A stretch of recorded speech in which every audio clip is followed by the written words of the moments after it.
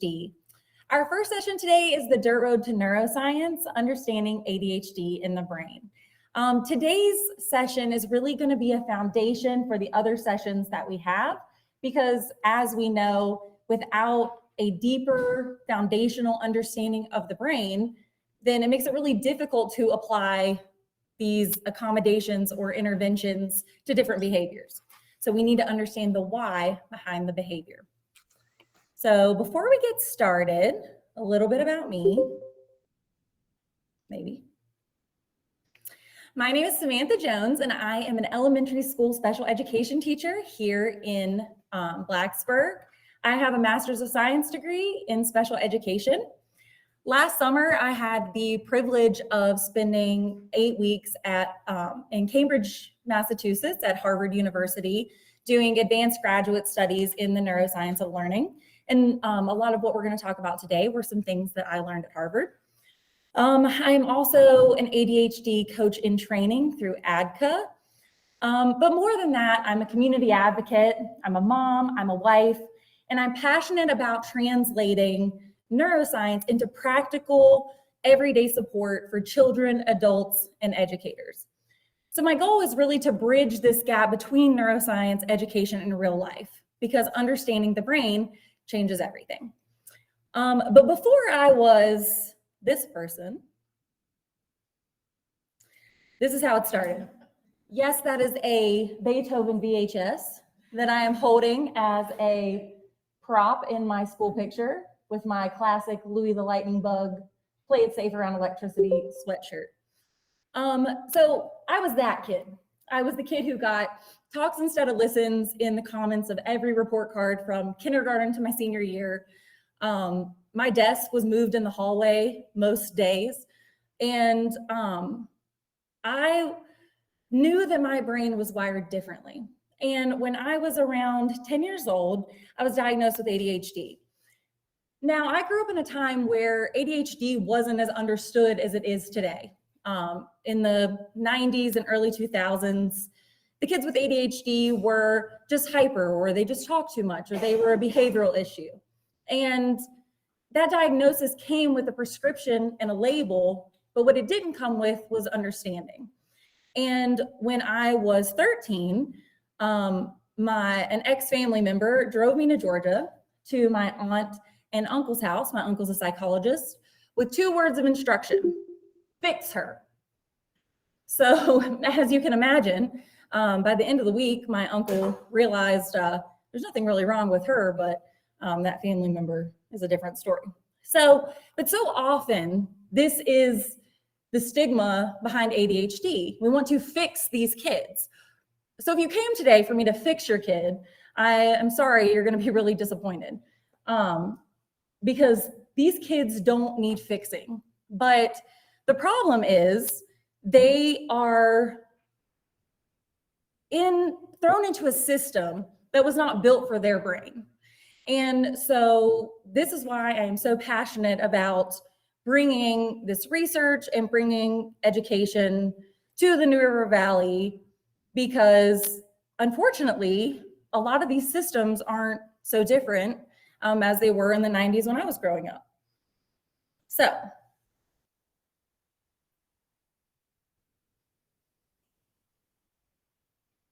maybe I'm hitting the wrong button. All right, so first of all, I want to thank everybody for coming and supporting this passion project of mine.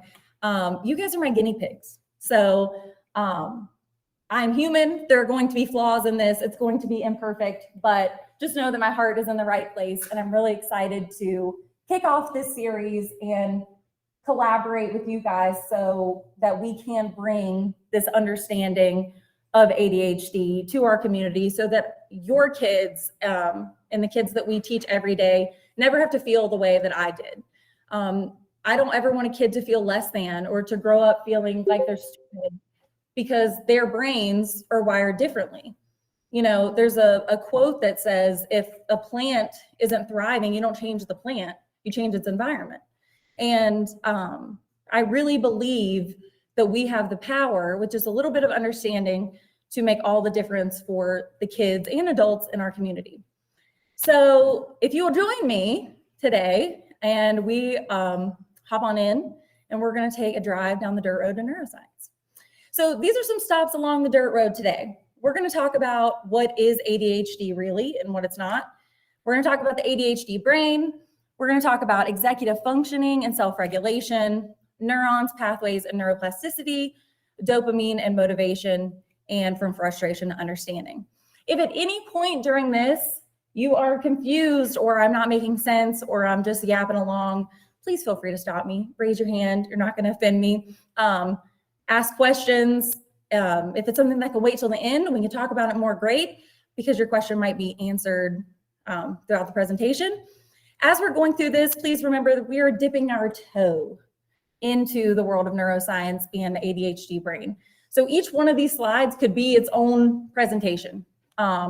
And maybe it will be one day. But for now, I really want you guys to kind of see the big picture so that when you hopefully come to my other sessions and we start talking about all the different ways that we can help people with ADHD, that these strategies will make more sense. All right, let's get started. This thing hates me. All right, so what is ADHD? So most people think ADHD is an attention disorder. And when they hear ADHD, you think about a child who can't sit still, who can't pay attention, who maybe is disorganized or forgets to turn in their homework, or like me, they talk too much. And ADHD is so much more than that. So ADHD, attention deficit hyperactivity disorder. So we don't really say ADD and ADHD anymore. Everything sort of falls under the umbrella category of ADHD, but there are different subtypes that we'll get into, but it's a neurodevelopmental condition. So that's a fancy word. So let's break that down. So neuro obviously just means the brain, and developmental just means the way something grows or changes over time. So what we're really saying is just that the brain develops differently from an early age. That does not mean the brain is broken. That does not mean there's something wrong with you. And it doesn't mean that someone is less intelligent. It just simply means that the developing and functioning of their brain is happening differently. Different is not worse. All right. ADHD affects much more than attention. It can affect motivation, impulse control, emotional regulation, something called executive functioning, which we're going to spend quite a bit of time talking about tonight. But one of the biggest things that I want you to remember from this presentation is that ADHD is not a lack of intelligence. As a matter of fact, science shows that the majority of people with ADHD have average to above average intelligence. So again, there's the stigma that people with ADHD are less smart, when in fact, a lot of them are even smarter than the average bear. So ADHD is not a character flaw, it is not laziness, and it is not bad parenting. It is a difference in how the brain develops and regulates itself. So like I said before, there are different types of ADHD. So the DSM are sort of our standard, or these three subtypes of ADHD: predominantly inattentive, predominantly hyperactive impulsive, and combined presentation. Now, Dr. Amen, if you follow him, he's a wonderful psychologist in ADHD research. He has suggested that there could be up to 7 types of ADHD. So if you're interested in that, it's something worth continuing to research. But for the sake of this presentation, we're going to talk about the 3 main types. So predominantly inattentive are going to be the people that you see, they struggle to pay attention. Maybe they're a daydreamer, or their head's in the clouds. Maybe they have difficulty organizing or getting started with things. Very often, this is how ADHD presents in girls growing up, which is one of the biggest reasons why girls are so much less likely to be diagnosed with ADHD from an early age, because they don't have that stereotype of bouncing off the walls and the hyperactive presentation. And so very often those kids, girls and boys, can be overlooked. They become so good at masking those symptoms that oftentimes they get kind of swept under the rug. The predominantly hyperactive or impulsive presentation is kind of the stereotype of ADHD, of what you think in boys bouncing off the walls in the classroom, the fidgeting, the restlessness, and impulsive behavior, the difficulty slowing down. And then combined presentation is going to be, you have traits that come from both of those. And again, ADHD is not a lack of intelligence, effort, or potential. All right, if you get nothing else from this presentation, that's what I want you to remember. Yes? Are these slides going to be available? Yeah. We're recording it too. Yes. All right, so one of the first things I want people to understand is that ADHD is real and it is highly genetic. Genetics account for approximately 70 to 80% of ADHD risk. In fact, ADHD is considered to be one of the most heritable conditions in medicine. So when I say heritable, it simply means that they tend to run in families. And the traits and characteristics associated with ADHD often are passed from one generation to the next through genetics. So there is not a single ADHD gene that gets turned on or off. You know, we used to say nature versus nurture, but that's an outdated concept. Now we understand that it's nature via nurture or nature through nurture, and that our environment actually has a very strong impact on our genes. So a child with ADHD usually needs to be genetically predisposed to ADHD, and then based on their environment, it will impact how those traits or behaviors or symptoms will kind of come to fruition. So I can be born with the traits or for the genes with ADHD, but depending on my environment, I may or may not ever develop the symptoms for that. So a lot of things can impact that, all the way up to prenatal care, and then after kids are born, things like stress, sleep habits, nutrition, trauma, all kinds of different things can impact how these symptoms kind of are potentiated. So again, genes do not operate in isolation. So environmental factors, like I said, are going to influence how those genes are expressed and how traits show up in everyday life. And the study of this is called epigenetics, and that's how the environment influences our genes. So even things like relationships, school experiences, and other environmental influences can affect how strongly those symptoms are expressed and how successfully that child functions. So think of it like genetics is the piano and the environment is the pianist. And your genes sort of determine which keys are available on the piano, but your environment influences which keys get played, how often they're played, how loud they get played. So both are really big factors. One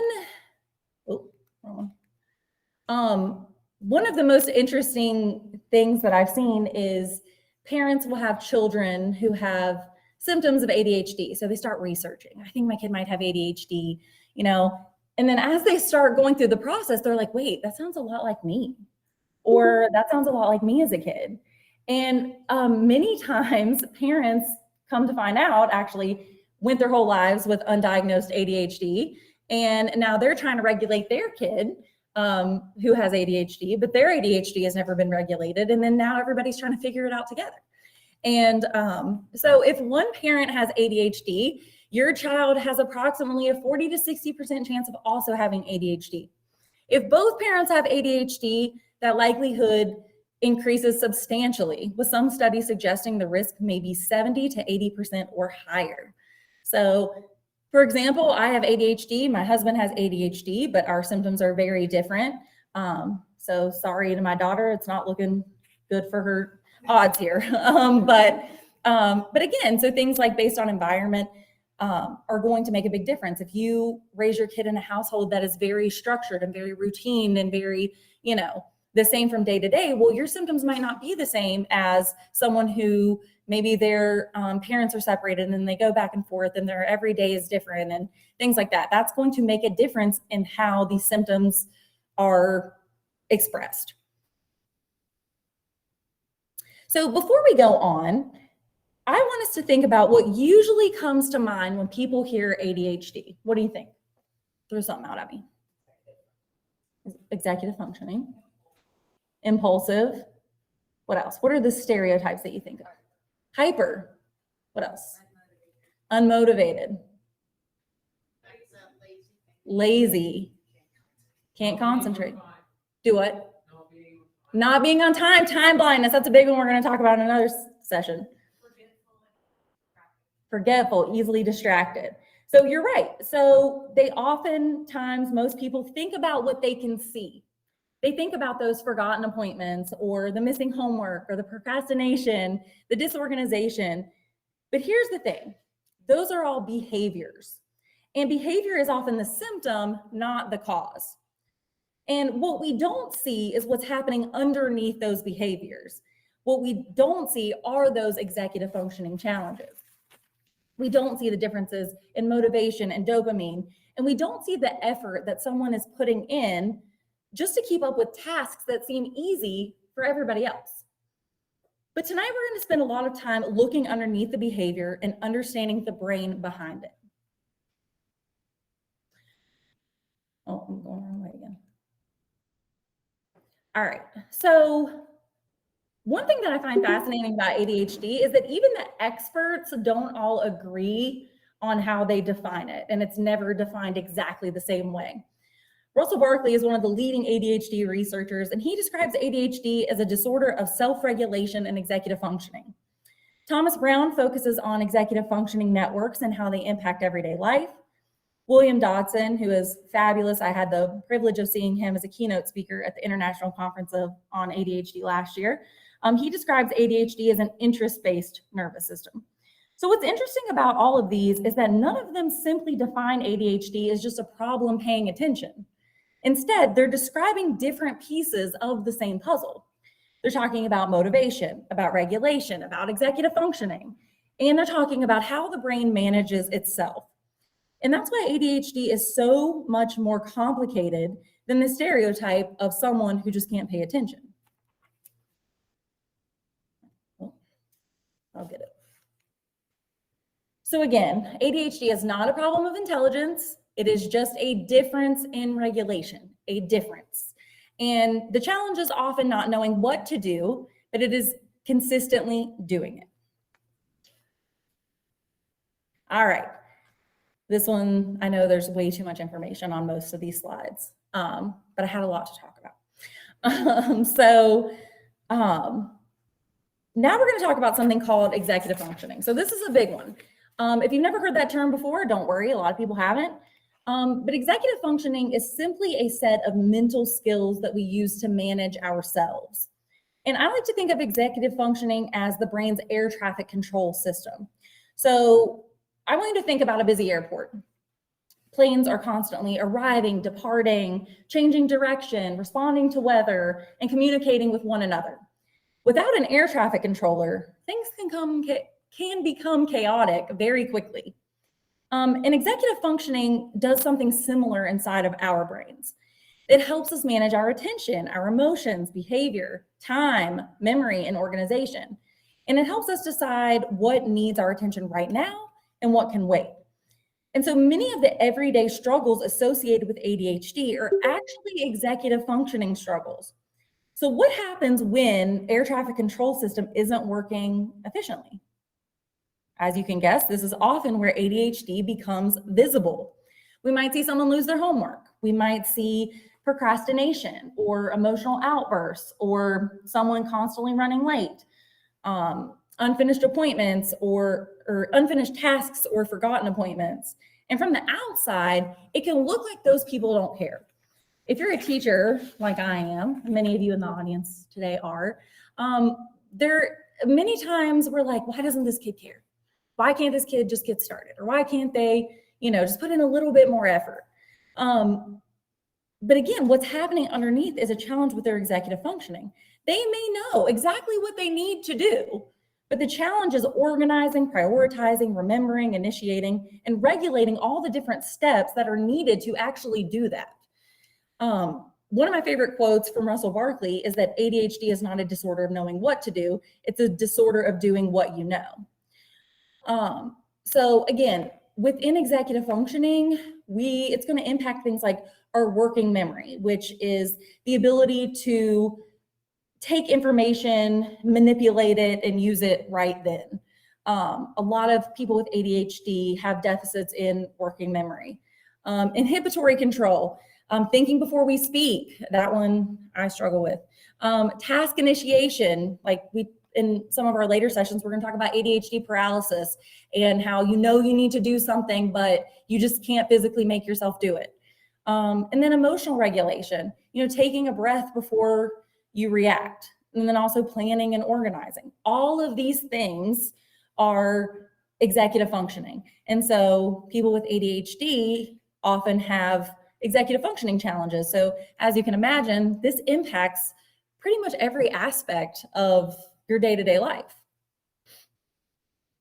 Well, all right. So meet the prefrontal cortex. So this is the brain's CEO.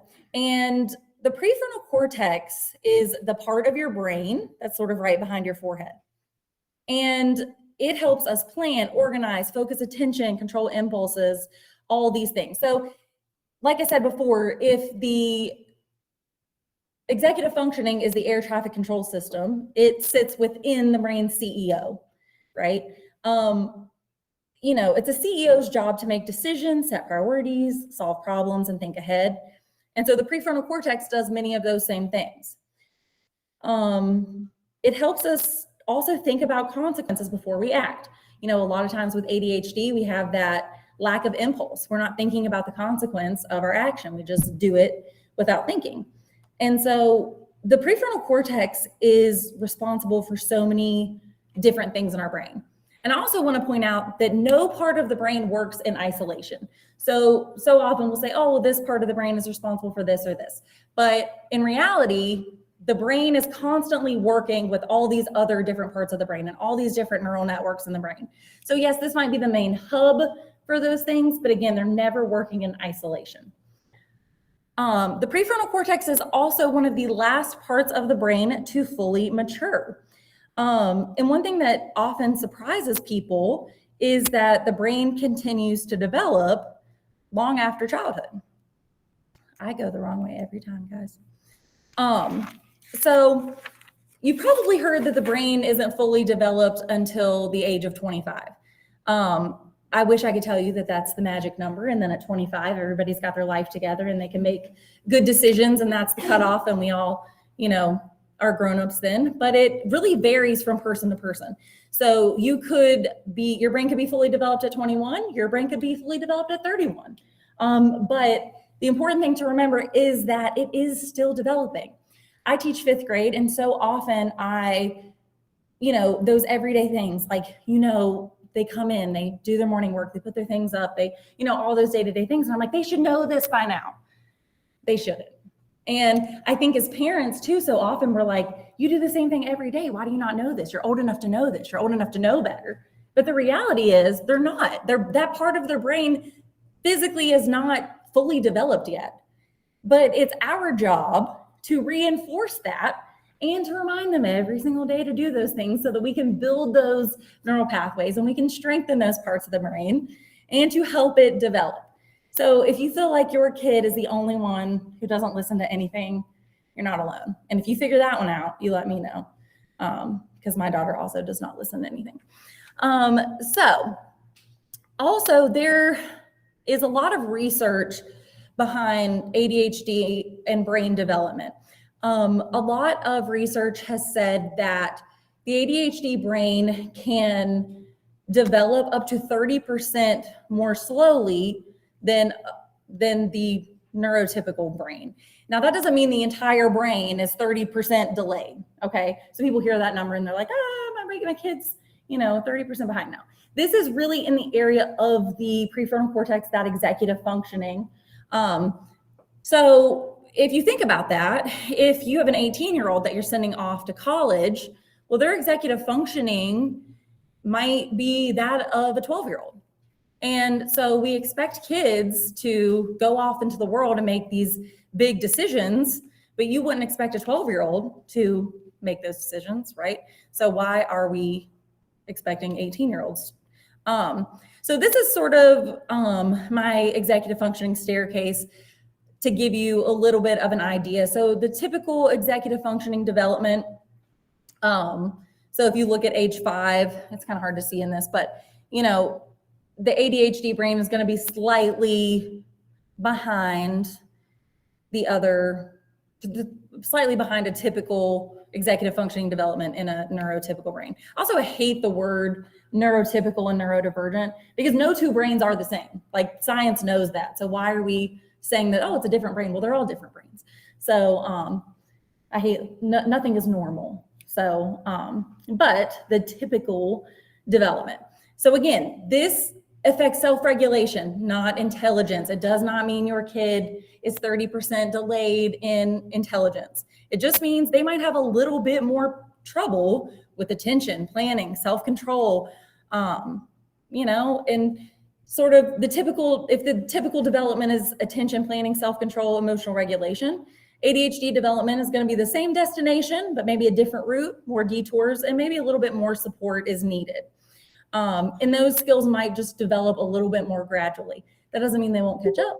It doesn't mean they're going to be behind forever. It just means some people, you know, take a little bit more time to develop. Now, that doesn't mean every single ADHD brain is going to be 30% delayed in every area of executive functioning. Again, our environment and our lives really impact a lot of that. And no two brains are the same. Let's see. All right. So again, I just want to reiterate that it just simply means that skills responsible for managing themselves may develop on a different timeline. And this is just one reason that expectations sometimes need to be adjusted to match developmental readiness rather than chronological age. So just because your kid is 18 doesn't mean that their executive functioning is on the level of an 18-year-old. All right, now we're going to zoom way in. Nope. You would think I would figure it out by now. Oh, nope. All right, meet the neuron. So everything we've talked about so far ultimately comes down to communication in the brain. And the basic communication cell in the brain is called a neuron. And the neuron is just simply a specialized brain cell that sends and receives information. In fact, the human brain contains approximately 86 billion neurons. So every thought you've ever had, every memory you've ever formed, every skill you've ever learned, it all depends on neurons communicating with one another. So the really amazing thing is that those connections are constantly changing throughout our lives. Nope. Every time. All right, so one of my favorite concepts in neuroscience is this phrase, neurons that fire together, wire together. And maybe you've heard this. And basically what it means is that the more often certain neurons communicate with one another, the stronger their connection becomes. So if you see here, you see on the input. So who knows how we learn? How do we learn? Do we know? Trick question. Through our senses. Good. So we learn through our senses. So everything you touch, taste, smell, hear, all of those things, that is how we learn. So as we're learning through our senses, the information comes in through those dendrites and into the neuron. And the more we repeat something, so the more we practice it or the more we think about it, it strengthens those neural pathways. So the more you repeat something, it's going to strengthen that connection. So you'll see this fancy word, it says myelin sheath. And that's basically like, if you think about an electrical wire with a rubber coating on it, it protects it, it makes it more efficient. So those are going to be our really, really strong neural pathways. And the more strong neural pathways we have, they're going to fire near each other and they're going to connect to other neural pathways. So when I was at Harvard this summer, and if you can't tell by my accent, I'm originally from Giles.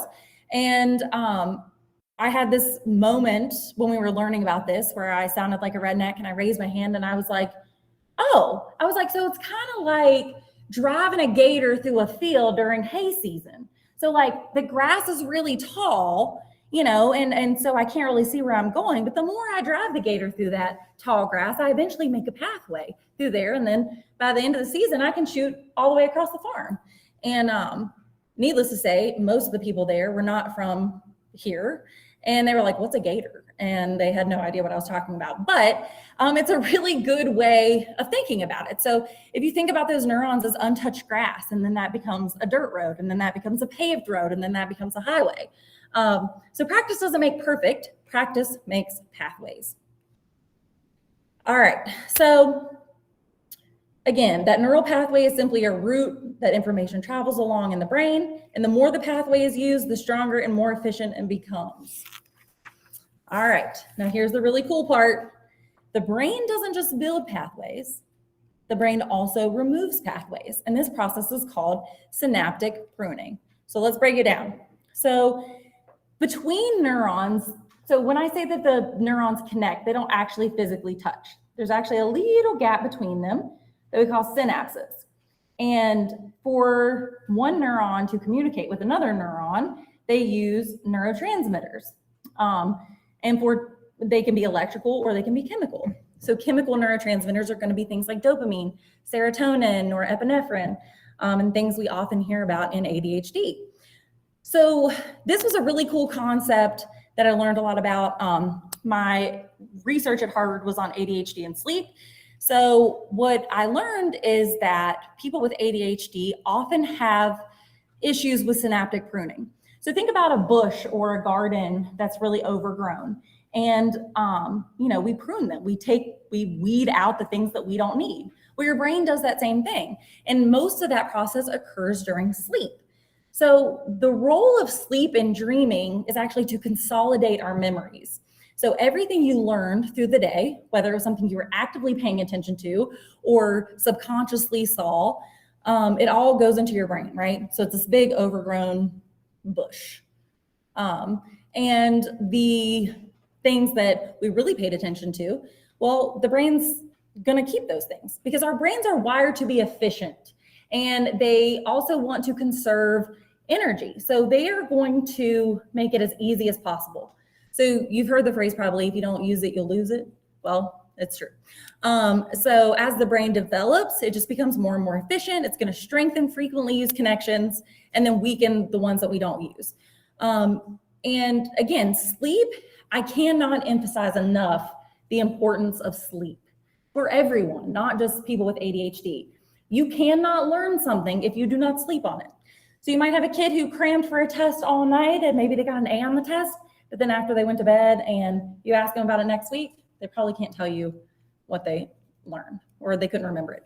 Until we sleep on it, until those memories are consolidated, learning cannot take place. And sleep plays such a huge role in memory, attention, and again, that synaptic pruning is a huge part of that.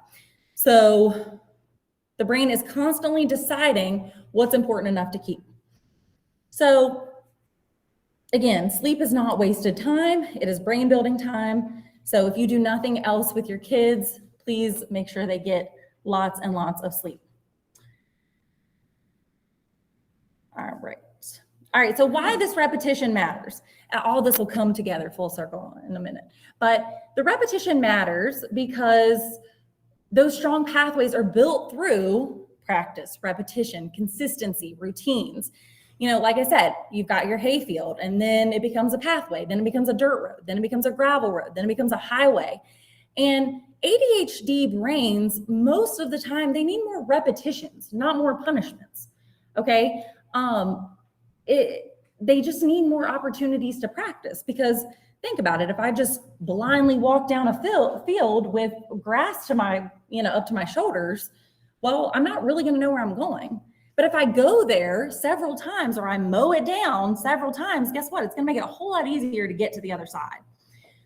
So every time we practice a skill, we're strengthening a pathway. Every time we follow a routine, we're strengthening a pathway. And every time we use a strategy, you got it. We are strengthening those pathways. Sometimes people assume that because something wasn't learned the first time, that person wasn't paying attention. But again, oftentimes the brain just needs more repetitions.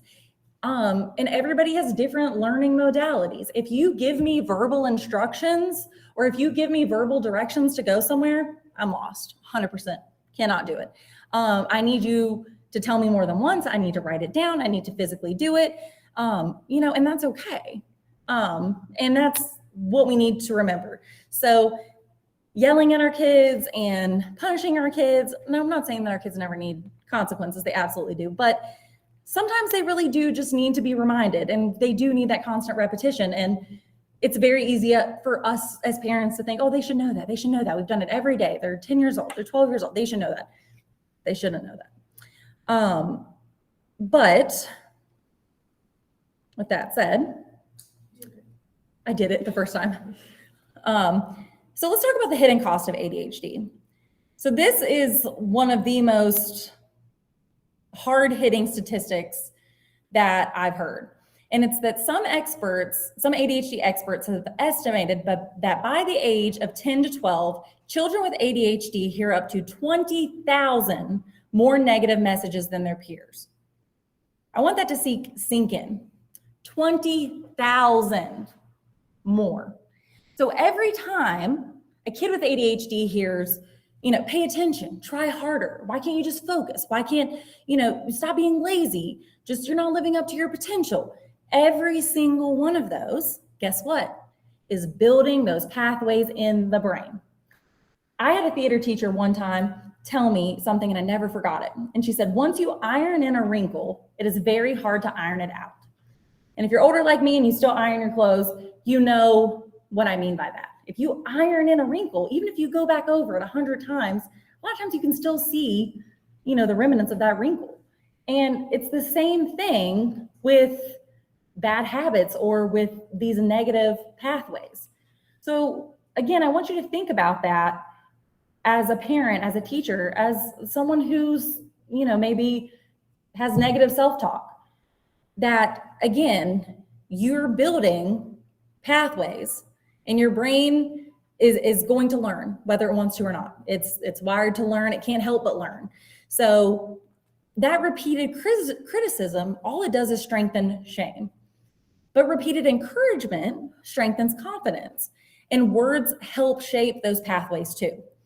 So my teacher at Harvard, Dr. Tracy Takahama Espinoza, fabulous, read all of her books, read all of her research, she's amazing. But she constantly would say, your brain adapts to what it does most. And I never forgot that. So what you think quite literally is what you become. So if you put positivity out there, positive things will happen because your brain, again, it's wired to be efficient. If you're telling it what to do, it's already a step ahead of you, setting you up for that. But it works the opposite way too. If you're telling yourself constant negativity, guess what? You're going to have a negative experience. And the brain also has a negativity bias. And the brain is designed to notice and remember threats more than rewards. And this is really from an evolutionary perspective. So back, many years ago when we were cave people, our brains had to be able to constantly sense danger and threats and negative things to keep us alive, so we didn't get eaten by a saber-toothed tiger or whatever. And you could forget a positive experience and it was just inconvenient. But if you forgot a danger, that could be deadly. And so as a result, negative experiences are going to grab our attention faster. They're going to create stronger emotional reactions. They're going to be remembered longer, and they're going to have a greater impact on behavior. Rick Hansen, who's a neuropsychologist, he has a great quote for this. He says, the brain is Velcro for negative experiences and Teflon for positive ones. So again, even if you are saying positive things to your children, they're going to remember the negative ones more. So we have to really make sure that our words are more encouraging and we are sort of counteracting those negative things. And I'm not saying we're never going to correct our kids. Like, of course we have to correct our kids or say negative things, but I guess the big thing I want you to get from this is to be mindful of your words and understand that how much deeper they go and how much they actually impact the wiring of your kid's brain, which are going to impact them for the rest of their life. Oh, no. All right, so again, so why this matters for ADHD, children with ADHD often receive more corrections, more criticism, more reminders, more negative feedback. And over time, those messages become a part of their self-concept, and that eventually becomes their identity. And so often adults with ADHD, they have really low self-esteem or low confidence or a lot of shame that they carry with that. And, again, they grow up thinking, I'm not good enough, I'm not smart enough, I'm just lazy, I'm the problem. But there's hope. Because neuroplasticity that allows negative experiences to shape the brain also allows positive experiences to shape it as well.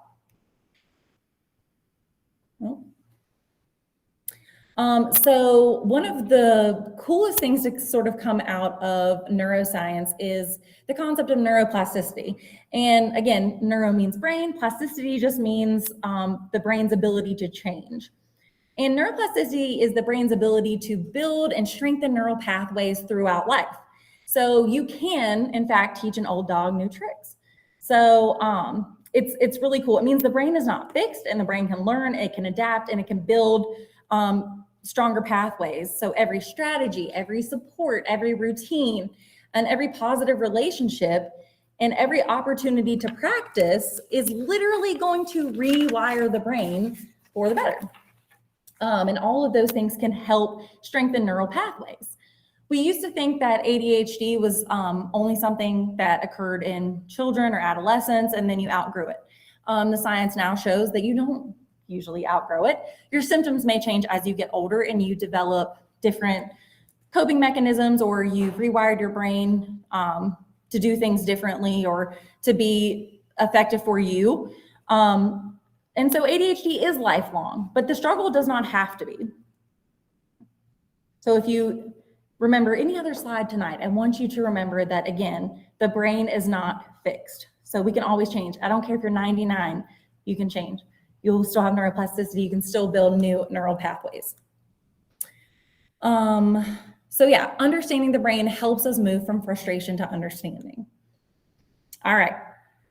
You guys still with me? Am I boring you to death? Yeah, you can tell me. You won't hurt my feelings. All right, so we've talked about neurons and how they communicate, but here's something interesting. Like I said before, they don't actually touch each other. Between those neurons are the tiny gaps called synapses. And so imagine you're standing on one side of the creek and you're trying to get a message to someone on the other side of the creek. And you can't just hand it to them. You need some way to get that message across. And that is essentially what neurotransmitters do. And they are essentially chemical messengers that carry information from one neuron to the next. Think of it like your brain's text messaging system. And every thought, emotion, movement, memory, and behavior depends on neurons sending messages through those neurotransmitters. And there are many different neurotransmitters, but tonight we're just going to focus on the one that plays a major role in ADHD, which is dopamine. So when people hear the word dopamine, most often they think about the pleasure chemical, but that's not really accurate. It is involved in pleasure, but it's kind of an oversimplification of it. Dopamine is really more about motivation, anticipation, and activation. And basically, think of dopamine as helping your brain decide, is this worth my attention? Again, we talked about sort of time blindness and ADHD, and the ADHD brain oftentimes has two concepts of time, like now and not now. And that dopamine kind of decides like, oh, is this worth me paying attention to now, or can that go to the not now? It helps us decide, should I put my energy into this? Is it important enough to act on? And it helps us get started and stay engaged and be persistent through challenges. And it really helps us prioritize what matters right now. So without enough dopamine signaling, even things we know are important can feel incredibly difficult to begin, which goes back to that ADHD paralysis. It's like, I know I need to do it and I know it's important, but I can't make myself do it. And that's thanks to dopamine or lack thereof. So ADHD is associated with differences in dopamine signaling. It doesn't mean that people with ADHD don't have dopamine. We have dopamine, but the system functions differently. And as a result, the tasks that are routine or repetitive or not particularly interesting are not necessarily going to create enough activation in the brain for the brain to engage easily. And this is where so much misunderstanding comes from, because from the outside, so often it just looks like that person doesn't care. But oftentimes they care very deeply. And the challenge isn't not caring, it's activation. And so one of the most important things I want you to remember is that ADHD is not a deficit of caring, it's often a deficit of activation.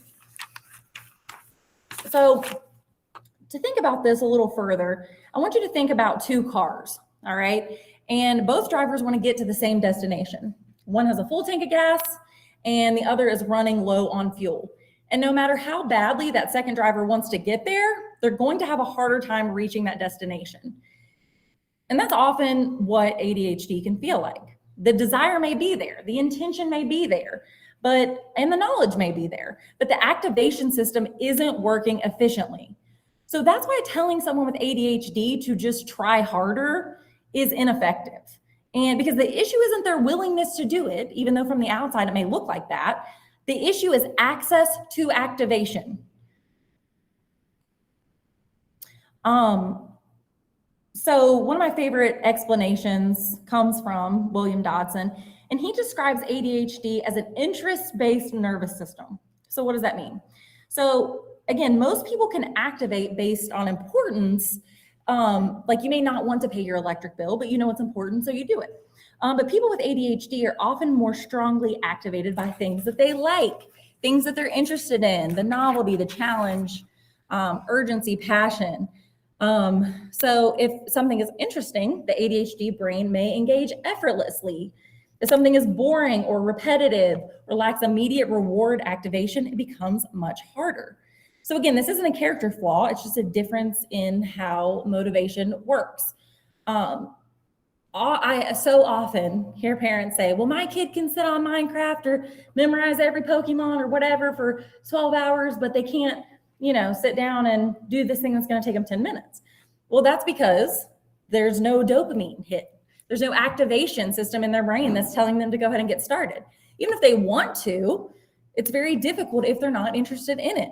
Adults, again, we'll spend 6 hours researching a vacation, but if I have to send a 10-minute email, I'm like, nah, dog, I can't. And again, it's not laziness, it's dopamine. So the ADHD paradox. So people with ADHD can often focus exceptionally well. They can even hyper-focus on things when enough dopamine is available, when they're playing video games or listening to music or, in a competition. But they're going to struggle sometimes with homework or laundry or planning or routine tasks. And the environment is sort of influencing how much activation is available. And that's why, again, ADHD isn't really an attention deficit. Sometimes it's a deficit of interest. Oh my gosh. Running out of time. So one reason ADHD can look so different from one person to another is because it rarely shows up alone. And a lot of people don't know this, that there are many comorbidities that occur with ADHD. That's just a fancy way of saying that two things that occur together. So many people with ADHD also experience anxiety, depression, autism, dyslexia, learning disabilities, sleep disorders, sensory differences. If you've met one person with ADHD, you've met one person with ADHD. It looks different in every single person. Again, during my Harvard research, I learned a lot about ADHD and sleep disorders. And the research shows that up to 60% of people with ADHD can also have a comorbid sleep disorder. So much so that many times people will be misdiagnosed with ADHD because the symptoms can mimic each other. Have you ever gotten the sleepy giggles and you're hyper and your body's trying to, your kid, they're trying to fight falling asleep and they're bouncing off the walls and being crazy? A lot of times that sleep disorder or the lack of sleep can mimic those ADHD symptoms or exacerbate ADHD symptoms to the point where some people will actually be misdiagnosed with ADHD when they really just had a sleep disorder. Now, I'm not saying that you've got, false diagnoses or anything out there, but I do strongly encourage you to research sleep disorders and ADHD. I have obstructive sleep apnea. And, it's, again, it really impacts everything. Their ability to retain information, to pay attention to that synaptic pruning, that memory consolidation, all of those things impacts their learning, memory, and attention. So definitely look into sleep if your child does not get good sleep. Also things like insomnia, circadian rhythm delays, restless leg syndrome, all those things can show up in people with ADHD, but that could be a whole separate session. So we've spent a lot of time tonight talking about challenges, but I don't want to leave you with the impression that ADHD is only deficits. Many people with ADHD are incredibly creative. They're curious, they're brilliant, they're resilient, they're passionate, and they often see connections that other people miss. Dr. Ned Hallowell is fabulous. Read all of his books, but he talks a lot about mirror qualities in ADHD. He's also the one who coined the term in ADHD. There are people with ADHD, it's like having a Ferrari brain with bicycle brakes. Like all the good stuff is there, you just need to work on the brakes. And he talks a lot about mirror qualities in ADHD. So for every negative trait that is associated with ADHD, there's actually a positive trait on the other end of that, right? So I really challenge you to look at things a little bit differently. You might be like, my kid is just hyperactive and restless. And you're like, man, they've got great energy. Really change your vocabulary, because again, we know that those words are changing the neural pathways in our kids' brain. So what if we flipped the script and instead of just saying these are all negative things, well, are they? Are they negative things? There may be inconvenient things at the time, or when your 8-year-old is acting like that, it's crazy. But when that 8-year-old is 38, those are going to be really good qualities. So why don't we nurture those qualities now so that they can grow up to understand that these are actually positive things about myself? Again, ADHD is not a character flaw. It's just a different way of experiencing and interacting with the world. So understanding changes everything. So when we understand the brain, we stop seeing laziness and we start seeing lagging skills, and we stop asking what's wrong with you, and we start asking, what do you need? What does your brain need? And we stop focusing only on behavior and we start looking at what's underneath it. And we move from judgment to curiosity. And I really invite you, over the next week, to shift your perspective. Instead of judging something, come at it like a detective. You're curious about it. We create environments where ADHD brains can thrive. So sometimes all that is changing your language. It's changing how you speak to your kids. It's changing how you speak to yourself. Because if a behavior is the symptom, then the brain is the story.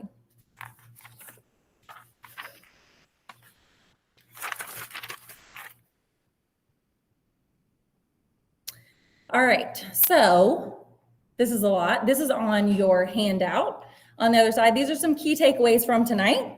I won't go through all of them, but again, the more we understand the brain, the more we can support the person. This, again, like I said, we had a lot of kind of boring information today, but I think it is critical to understand what's happening in the brain and how every single thing that you're saying and doing is literally changing the wiring of the brain. And without that, I can give you all these amazing tips and tricks in our other sessions, but if you don't understand where these behaviors are coming from, then you're not going to know what things to use, what things to do. What are you targeting? What is your end goal? So I hope you will join me July 9th for my next one. Some references. All right, your homework. All right, you guys didn't know I'm a teacher, so you're going to get some homework. Between now and the next session, or, you know, if you don't want to come back, that's okay too. I want you to spend 1 week observing ADHD through a neuroscience lens. And instead of a behavior lens. When you see a struggle, I want you to ask yourself, what executive function might be involved? Is this a skill problem or a motivation problem? What is the brain finding difficult right now? What support would I give if this were a reading disability instead? So instead of saying he's lazy, try he's struggling with task initiation. Or instead of she's not listening, she may be having difficulty with working memory or attention regulation. So again, for the next week, I don't want you to try to fix ADHD. Stop trying to fix ADHD. You're not going to fix it. It doesn't need fixing. I want you to understand it. And your homework is to catch yourself looking at the behavior and ask, what is the brain doing right now? And then when you come back to our next session, or email me with one observation that changed how you see ADHD. So the way you can do this, you can write down the behavior you observed, the executive function you think was involved. These are just things that you'll likely see results from immediately. You can pause before the punishment. Before correcting behavior, ask what skill is missing here. Externalize the brain. Use visual schedules, checklists, sticky notes, timers, calendars. Our ADHD brains often struggle to hold information internally. So successful people with ADHD put the information into the environment. We offload that working memory. We put it down on paper. You know, maybe you want to try to body double. That's a big one we'll talk about in our next session. Go sit with your child while they start a task. Instead of saying, go clean your room, go with them and say, I'm going to sit here while you get started. And maybe it's just you're folding laundry and sitting on their bed while they get started. And sometimes it's just, they just need someone else in there to help them get going. Thank you so much for coming today. And I know, again, I hit you with a lot of information. If you would take the time to scan this QR code and complete a brief survey, you don't have to do it here.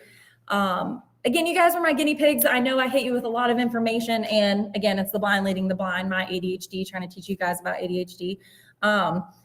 But I think that this work is so important. And when I kind of put feelers out to see if this was something that people would be interested in back in the fall, I got an overwhelming response. And what I learned is that there are really no resources in this area for parents or people with ADHD. And so, you know, I want to change that. And with the help of all of you guys, maybe we can change that. So please keep in touch. If you have any questions, I'm happy to answer them. Again, I know we covered a lot tonight and you're probably, your mind's probably going in a million different directions. I strongly encourage you to do your own research. I even had to change a slide for today because a new study came out that challenged 25 years of what we thought about this certain thing about ADHD this month. So I was like, oh, I'm about to give them the wrong information. So I had to change one of my slides. So please stay up to date. We have this wealth of knowledge at our fingertips. And even though ADHD is one of the most studied neurodevelopmental conditions out there and one of the most common neurodevelopmental conditions in children, we still have a lot to learn. We know a lot, but there's still a lot to learn. So please continue doing your own research, ask the right questions. If there's any way that I can support you or your children, please reach out to me. I am happy to help or point you in the right direction. Again, on your sheet that I gave you are the key takeaways from tonight. There's also, if you scan the QR code, it will take you to my book recommendations. A lot of you have asked for recommendations on books you can read. I'm happy to send you whatever you would like or any way that I can support you. But thank you guys so much for supporting this passion project of mine and helping us get started. And I hope to see you at the rest of my sessions.